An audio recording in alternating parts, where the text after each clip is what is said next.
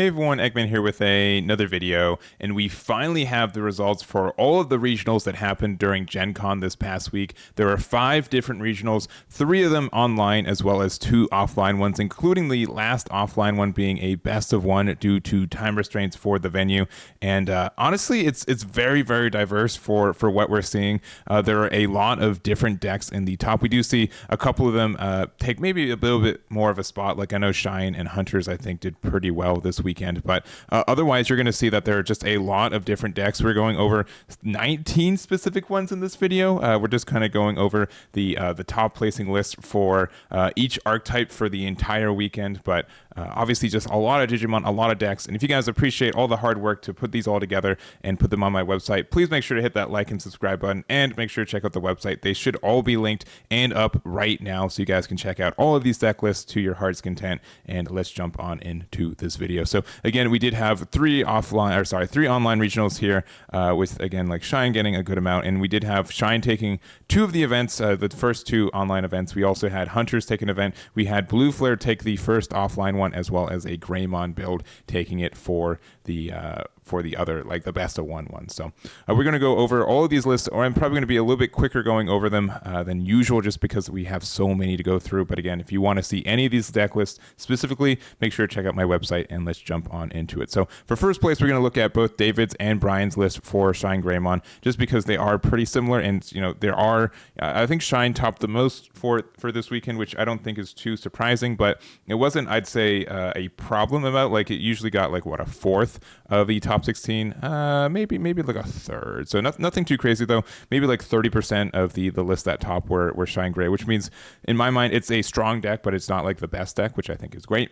Looking at David's list too, I have some decision points for it. Is I think most people are playing 1 copy of Ruin Mode at this time. It is a kind of good card for like just board control. It does kind of stun out a turn and prevent your opponent from playing out rookies outright, which is kind of nice. And just like the blanket effect from it is pretty solid for it. Also playing Final Shining Burst, but no copies of the Buster, which is kind of interesting for you. So that's David's list. Also playing like the GeoGreymon, so it has like a good amount of cards in security that can be there for some additional effects and gain, so that's there. And then you also have Bryan's list here, which is running the Buster, running the Yell Membos. No copies of Ruin Mode though, and playing instead just 9 of the ShineGreymons between the BT12, the BT13, and the Burst Mode as well. Is running the Kudamon as well, which does let you look top 3 for a yellow Digimon card with Vaccine, and a yellow Tamer, so it does get you a little bit more from there.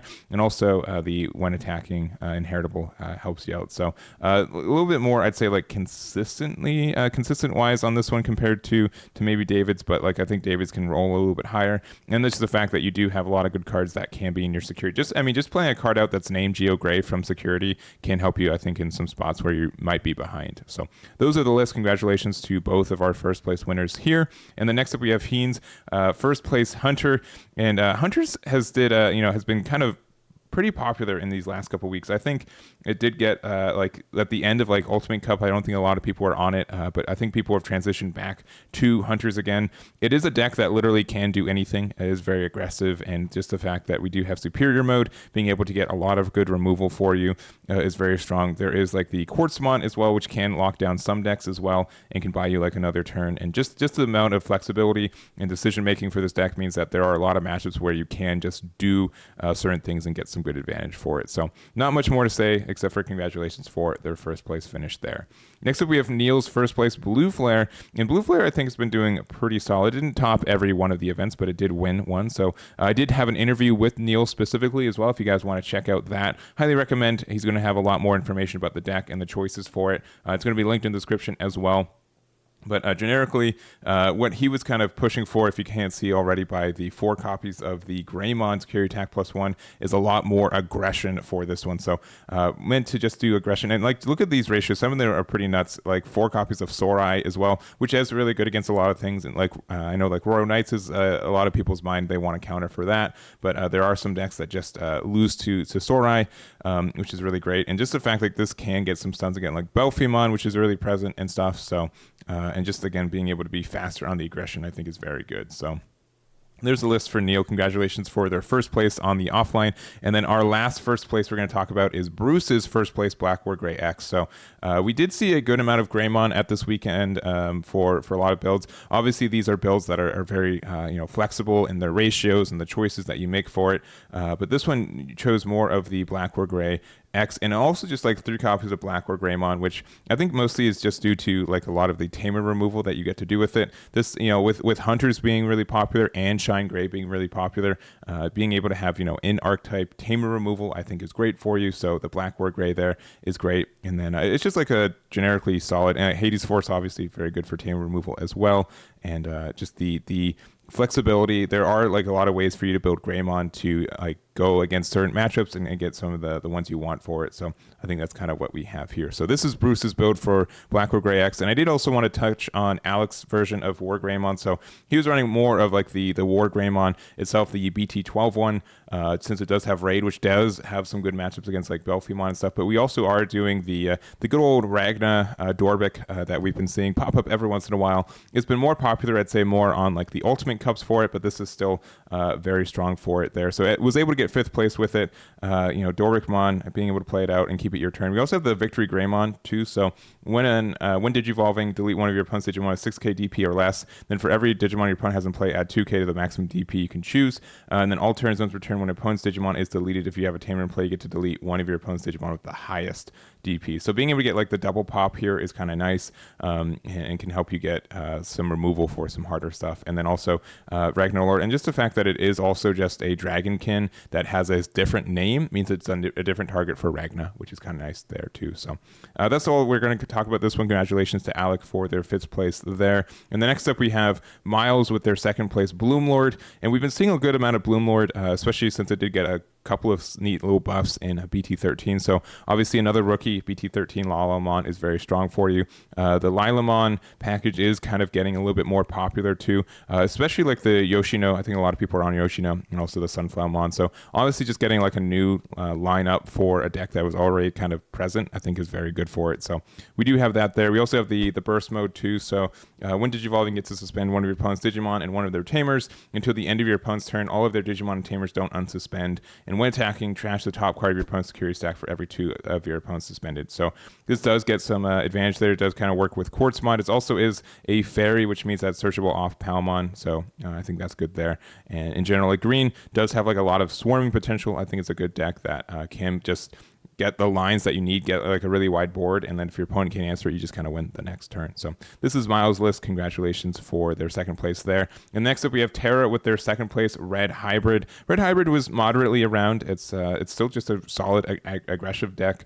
It's not something I'd say got any new buffs for any sense for it, but it is something that if you don't respect, or if you take a little bit too much time to set up, which I think like some decks are being a little bit greedy still. We are kind of moderately in the beginning of the BT13 format, and then what I mean by that is that we don't have like a lot more events after this one, but we just honestly didn't have a lot of BT13 regionals. But just the fact that there are some greedier decks that do take that setup, I think Red Hybrid is a deck that can take advantage of it and do well. I think that's what Tera did for this weekend too. So congratulations to Tera for their 2nd place with Red Hybrid. And next up we have Geoffrey with their 2nd place Belphemon. And Belphemon I don't think it topped any of the online events, but it did top both of the offline events. And I think this is a deck that, one, some decks do have a hard time playing around it. It is kind of an OTK that once they get set up, they do get like a lot of potential for it. You do have to be careful.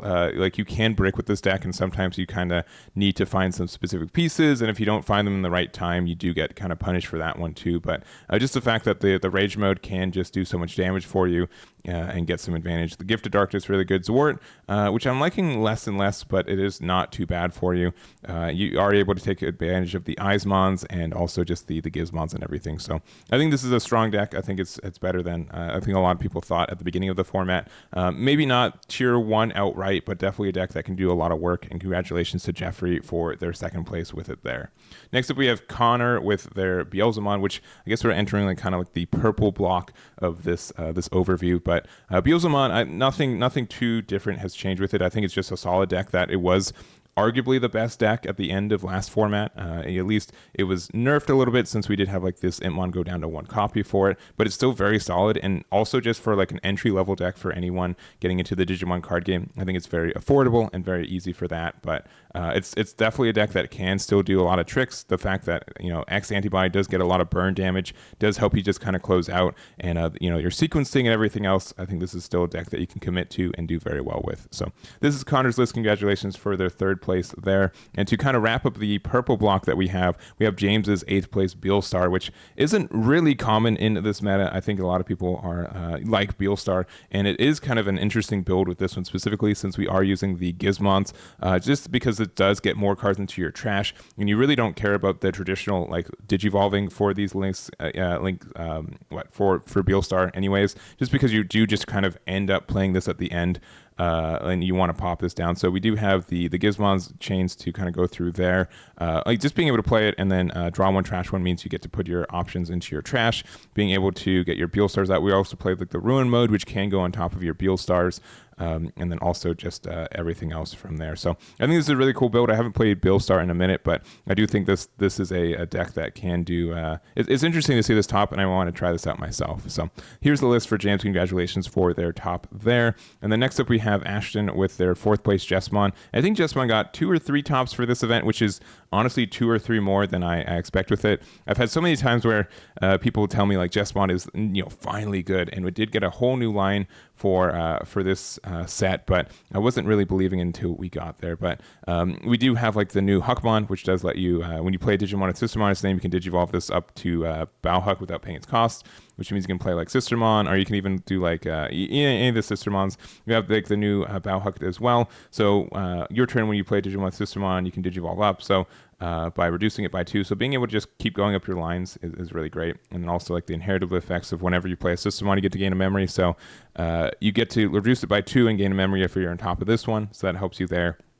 And then also, this one goes into Jesmon with, and you know, if you have the same things, you get the memory back. So, all you know, generically being able to go up your line a little bit cheaper is great. And you do see like I'd say like generically more Sistermons than we usually see for these kind of builds. We do have Chimeramon, which can like convert these Sistermons into like another body that can swing, which is great. And then we have the Jesmons, including one from BT13, and then kind of ending up on the GX, which this one's still very good. I think it's a great boss monster for the deck, being able to get like your blitz effect, being able to get like a bunch of you know, a big security attack swing and blocker, and just being able to get your Sistermons and stuff. I think this is a good finisher still for the deck. So this is there. I might have to try this one out too. I do like the idea for Jesmon. I just feel like sometimes it takes too much time to set up art bricks, especially since you have to run like so much of like a non-traditional like Digivolve package that it can hurt you a lot of the time, because you're only running like what, 8 level 4s and only what, I guess 8 level 5s, but really just 5 in your package. So I don't know. We'll have to check it out. But congratulations to Ashtyn for their 4th place there. Next up, we have Martin Lee, who placed 6th and I believe 8th. He got for top 8 in both online ones on, I think, Thursday and Friday for the event with the exact same list. So playing Ulforce, only Ulforce in the top there, but he's definitely a blue Vmon player. We've seen him with armor a lot of the time too, but Ulforce is in an okay spot. I do think it's very OTK kind of bricky for what it is. You do have to just kind of thread the line and get there, but you do have a good amount of blue options that you can kind of mess with and stuff. So we do have like Death Xmon in this one and Sorai for specific things, and the only thing that you have to like really worry about in this deck is that you have to worry about Bloomlord and specifically Quartz. Like this deck still just hard loses to Quartzmon a lot of the time, which is kind of tough for it.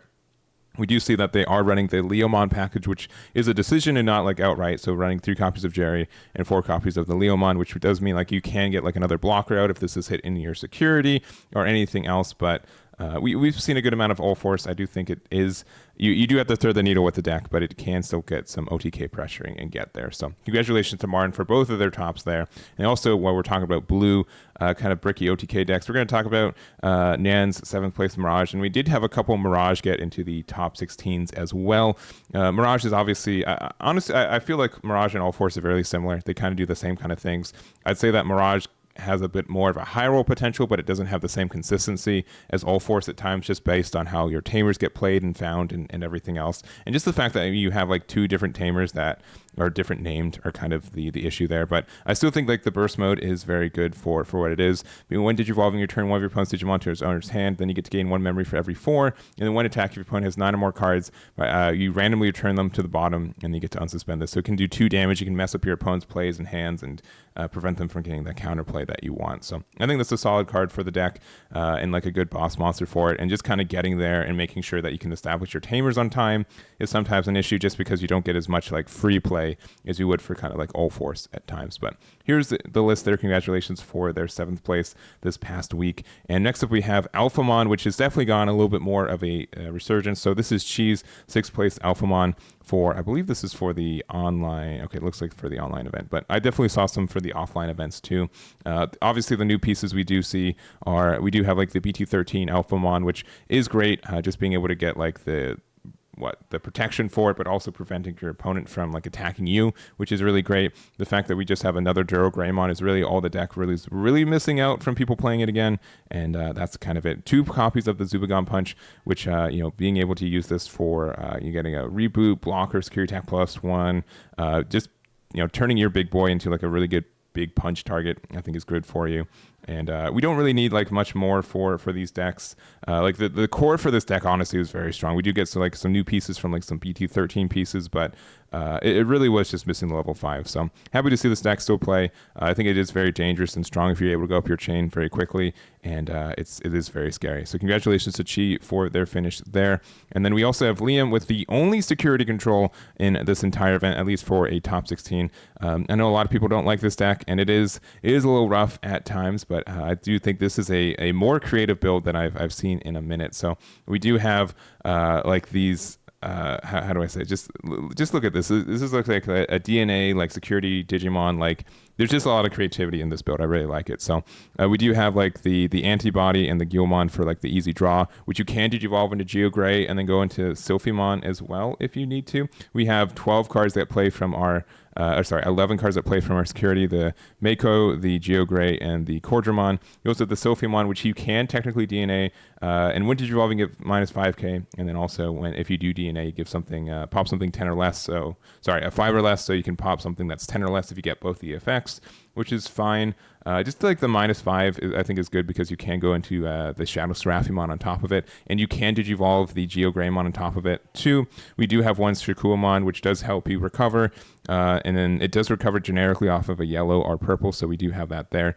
There's, I think you could like run like a red-yellow, but I don't think there's a red-yellow that plays from security, so I think GeoGreymon's fine because you can just play this to pop something low to the ground too. We have 4 copies of Shadow Seraphimon, 2 of the Zwart Defeat, a bunch of the Tactical Retreat, and then also Heaven's Judgment, which makes sense because we do run a lot of colors in this, and if we have Chimeramon, he does let you get like a bunch of colors underneath it too. And also then 2 copies of the Keenan. So on play, your opponent may trash 1 Tamer card or option card in their hand. If they don't, you get to gain a memory. You get to draw 1. And also opponent's turn, when a Digimon is played by an effect by suspending this Tamer, you get to gain a memory. So it is like a purple source. It does help you get some memory, and I think a lot of people are playing Digimon by effects. So anyways, that is the list there. Congratulations to Liam for their 6th place there. And then next up we have Peter with their 13th place Crossheart.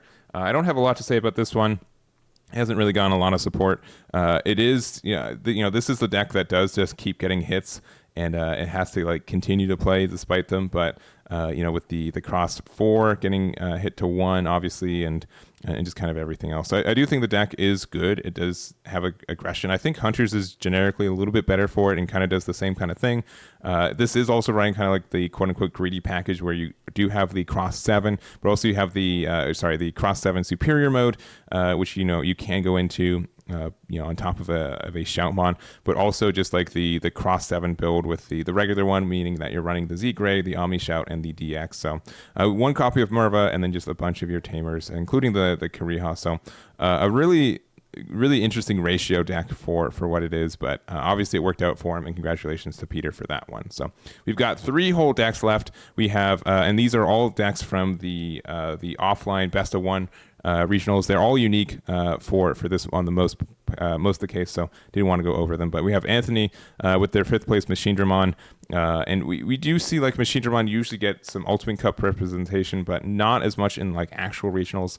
So to see it get a top here is really cool, especially like in a best of one format. It was a best of one 25 minutes, so being able to like close out all of your games with Machinedramon, I think, is really interesting, since it is a deck that can sometimes just sit there and just wait a long time for it. But since we aren't in the since we're not in the Ultimate Cup format, we are able to add a couple of mono red cards like Megadramon and Metal Greymon, but generically, I think this is a really good deck. I do think like the Chaosdramon X Antibody is very strong. The only issue is that you do have to be very careful against hunters, since if you have another stack or if you have one of your tamers out, this just gets bypassed and it's just very easy to do so. So I do think that that's probably part of the reason Machinedramon's not as good, is because there is a lot of hunters running around right now. But if they weren't, I think this would be a really obnoxious deck across the board. So that's the list there. Congratulations to Anthony for their finish there. Then we have Liam with their 12th place Dorbickmon, and I don't know, like Dorbickmon is a bit cheesy, and like especially in like a best of one format.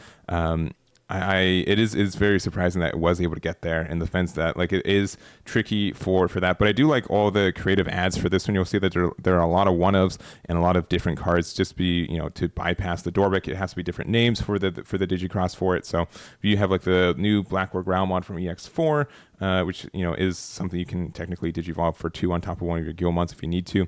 We have the regular Groundmon, we have the Flame Zerdramon, we have the Groundmon X, we have a copy of Scatter Mode too, which I'm guessing you just play out, and then if you can attack with it, and then you get to draw 2, which is interesting.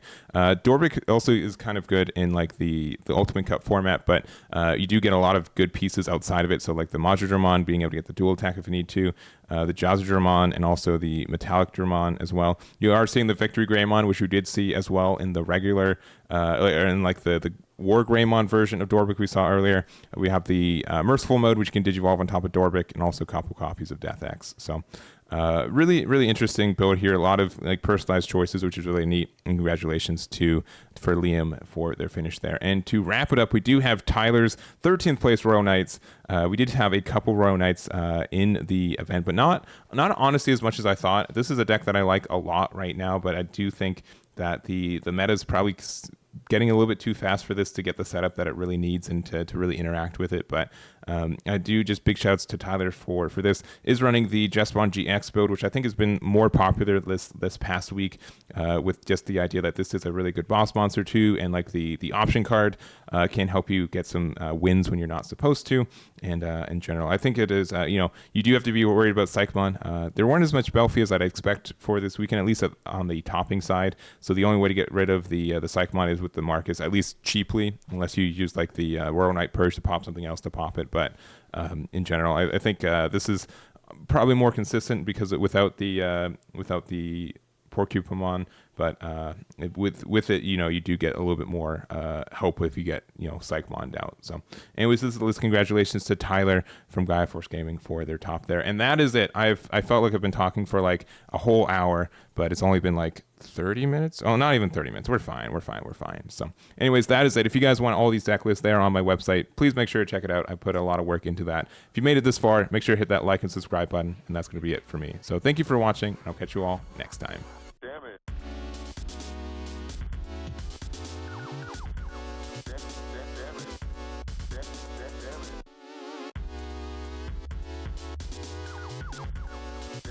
Damn it.